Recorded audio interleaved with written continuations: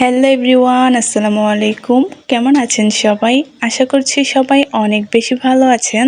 আমিও আলহামদুলিল্লাহ বেশ ভালো আছি। প্রথমে এই কাজটি আমি এমনিতেই করেছিলাম। তারপর কাজটি এত বেশি সুন্দর হয়েছিল, ভাবলাম একটি নিডল হোল্ডার বানিয়ে ফেলি। নিডল হোল্ডারটি বানানোর জন্য এখানে আমি কুশি কাটার কাজ করে নিয়েছি। আপনারা প্রথমে কুশি কাটার কাজ করবেন, তারপর সেই কুশি কাটার কাজের মাপেই কিন্তু গোল একটি সার্কেল করবেন। দেখুন আমি সেমভাবেই করেছি, কিন্তু আপনাদেরকে একটু ভালোভাবে বোঝানোর জন্য আমি দেখিয়ে দিচ্ছি আমি কাজটি কিভাবে করেছি।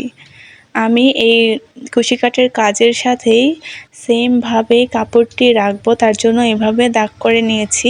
আপনারা কিন্তু এই দাগের মাঝখানে ফুলটা সেলাই করে নেবেন। অনেক আপুরাই কমেন্ট করেন কাজ করার পর কাজটা কুঁচকে আসে বা কাপড়টা কুঁচকে আসে, হয়তো আপনারা কাপড় বা সুতা টেনে টেনে কাজ করেন, তার জন্য আপনাদের কাজটি কুঁচকে আসে। দেখুন আমি কিন্তু আপনাদেরকে ফ্রেম খুলেই দেখিয়ে দিচ্ছি, আমার কাজটা কিন্তু একটুও কুঁচকে যায়নি, খুবই সুন্দর হয়ে আছে।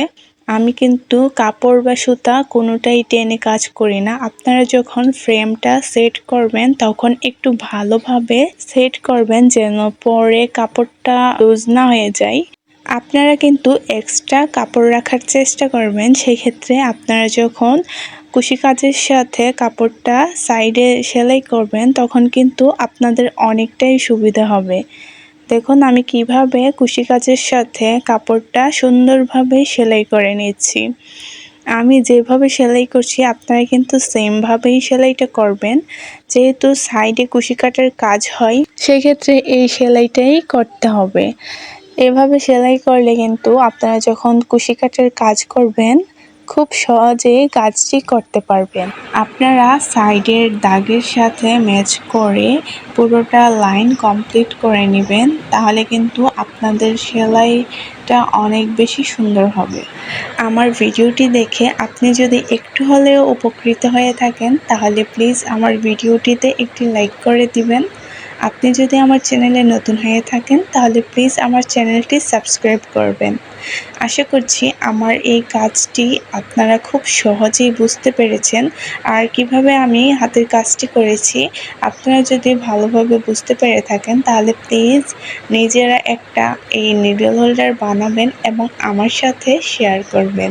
তাহলে আমি বুঝতে পারবো যে আমার এই কাজটি আপনাদের অনেক বেশি উপকারী হয়েছে।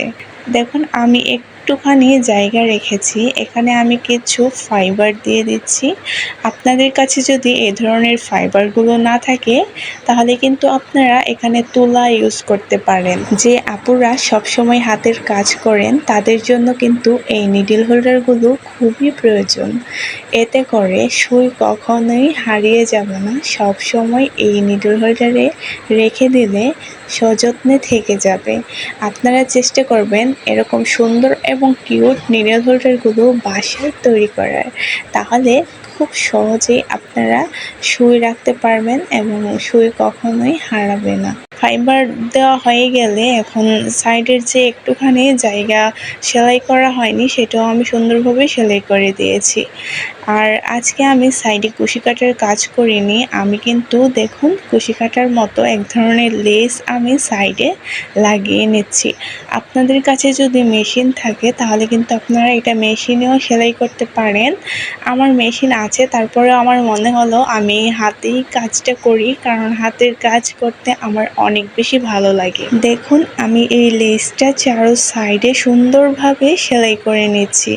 আপনারা অনেকেই কুশি কাটার লেস বানাতে পারেন না, আপনারা কিন্তু এই ধরনের লেসগুলো কিনে তারপর সুন্দরভাবে সেট করে নিতে পারেন। এই লেসগুলো কিন্তু 15 থেকে 20 টাকার মধ্যেই হয়ে থাকে। আপনারা যারা কুশি কাটার লেস বানাতে পারেন না তারা কিন্তু খুব সহজেই এই লেসগুলো কিনে ড্রেসে অথবা যে কোনো কিছুতেই সুন্দরভাবে লাগিয়ে নিতে পারেন। তো এই ছিল আমার আজকের নিডল হোল্ডার। ভিডিওটি আপনাদের কাছে কেমন লেগেছে প্লিজ কমেন্টে জানাবেন, এবং আমার নিডল হোল্ডারটি কেমন লেগেছে সেটাও জানাবেন।